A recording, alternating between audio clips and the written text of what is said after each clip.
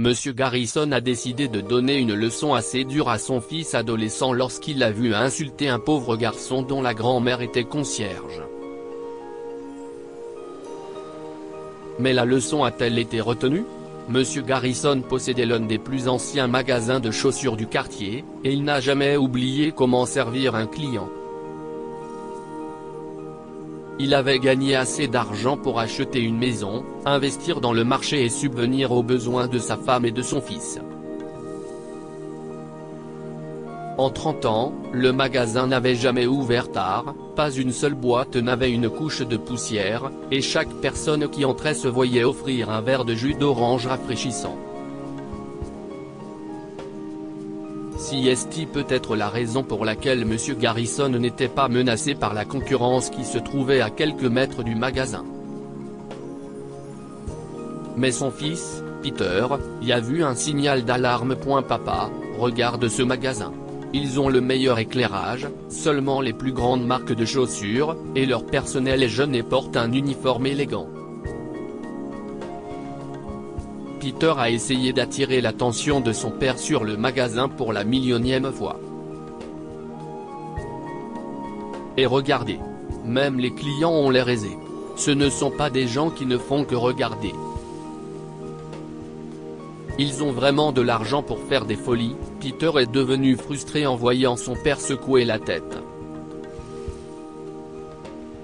Comme. Regarde ce gamin là-bas. Il a l'air d'un sans-abri. Il n'a pas eu honte d'entrer dans notre magasin, mais il n'a aucune chance d'entrer dans l'autre boutique. Tu vois? Dit Peter, en s'approchant lentement du garçon. Et, toi? Qui t'a dit que tu pouvais toucher les chaussures? A-t-il crié, effrayant le pauvre garçon. Je suis désolé. Je ne voulais pas. Tu essaies de voler, mon garçon? Je pense que je devrais appeler les flics. Peter a fait semblant de composer le 911 sur son téléphone. Il commençait à apprécier le regard effrayé de l'enfant. Non, je ne suis pas venu ici pour voler. Je suis venu ici pour acheter des chaussures. Les miennes sont toutes usées. Et regarde, ma grand-mère m'a donné tout son argent de concierge pour les acheter. Le garçon fait mine d'être courageux et ouvre sa paume pour révéler quelques billets froissés. Mais Peter n'avait aucune envie de les regarder. Concierge? Ta grand-mère travaille comme concierge, et tu crois que tu peux te payer les chaussures que nous vendons ici? Mais si vous comptez l'argent, monsieur. La voix du garçon se brisait sous l'émotion alors qu'il essayait d'expliquer. Qui veut ton argent? Mais maintenant que tu es là, dit Peter, remarquant qu'il avait l'attention du personnel. Accorde-moi une faveur. Sers-toi de ce que ta grand-mère t'a appris et nettoie mes chaussures, d'accord? Considère ça comme une réduction pour les chaussures que tu veux acheter, hein? Il a souri de façon provocatrice au garçon. Celui-ci regarda les gens du magasin qui le fixaient et se mit à pleurer. Tu ne m'as pas entendu, mon garçon? Nettoie mes chaussures. Peter avait oublié que son père était aussi dans le magasin. Peter, j'ai honte de toi. Tu ne parleras pas à mon client ni à aucun autre être humain de cette façon, a crié M. Garrison. Et maintenant, quoi? Vous allez m'obliger à m'excuser auprès de cette personne et à nous serrer la main? Dit Peter avec insouciance. Mais l'adolescent avait aussi oublié que son père avait un côté féroce et strict qui lui faisait encore peur. Oh non, pas d'excuses.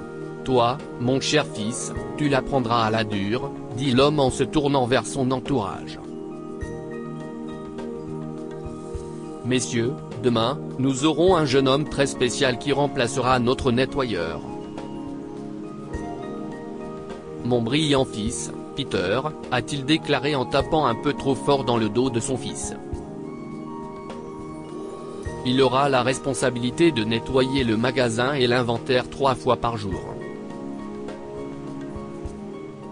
Et Peter, ajouta-t-il en regardant le garçon droit dans les yeux.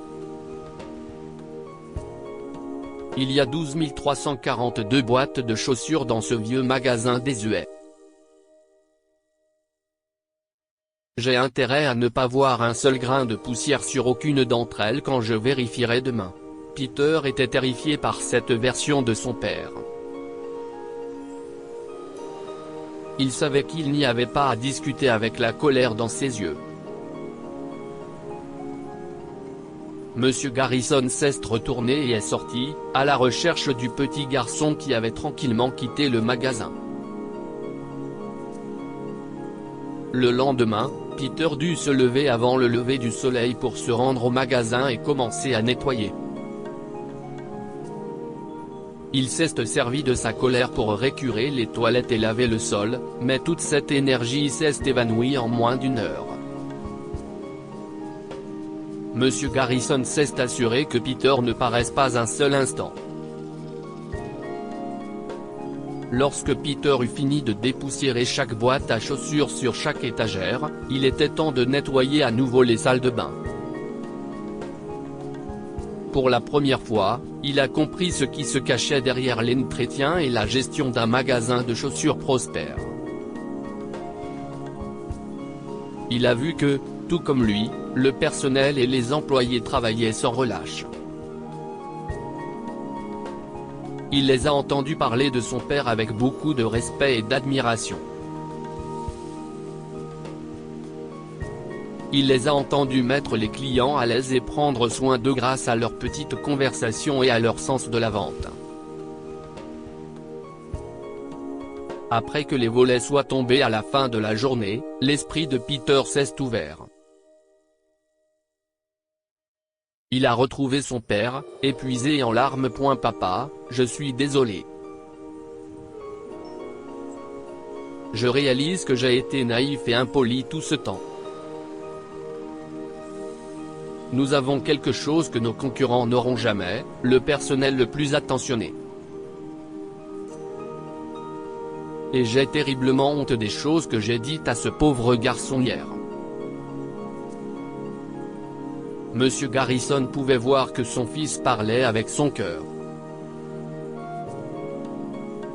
Mais il ne lui a pas répondu parce qu'il y avait quelqu'un d'autre à qui il devait présenter ses excuses en premier. Entre, petit garçon, Monsieur Garrison a dit à haute voix. Peter a regardé le garçon qu'il avait maltraité hier entrer avec une femme âgée. Le garçon avait toujours la peur dans les yeux. Et, petit, Peter a couru vers le garçon et l'a pris dans ses bras. Je suis vraiment désolé pour ce que j'ai dit hier. J'étais incroyablement méchant. Et madame, vous devez être sa grand-mère, dit Peter en essuyant ses larmes et en se tournant vers la femme âgée. Je viens de passer une journée entière à essayer de faire ce que vous faites pour vivre.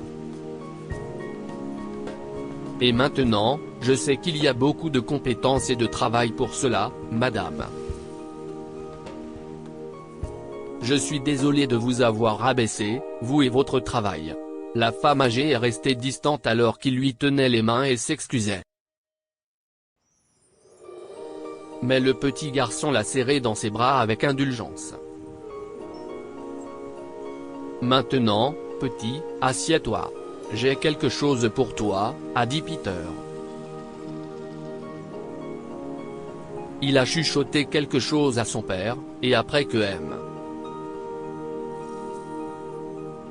Garrison a approuvé, Peter a couru jusqu'au fond du magasin et en a sorti une boîte soigneusement emballée. Ouvre-le. Peter donne un coup de main au garçon, les yeux rivés sur lui. L'enfant regarde sa grand-mère et ouvre soigneusement la boîte.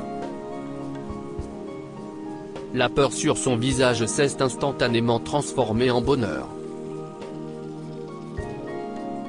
C'était exactement la paire de chaussures dont il avait rêvé.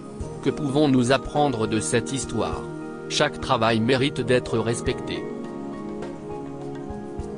Peter a dû passer une journée entière à travailler comme concierge pour comprendre que ce n'était pas un jeu d'enfant ou quelque chose à mépriser. Une entreprise n'est pas aussi forte que les personnes qui la dirigent. L'adolescent naïf a appris que le magasin de son père était prospère grâce à la contribution de chaque membre du personnel qui y travaillait. Partagez cette histoire avec vos amis. Elle pourrait égayer leur journée et les inspirer. Si vous avez aimé cette histoire, vous aimerez peut-être celle d'une jeune femme riche qui se moque d'un vieil homme pauvre.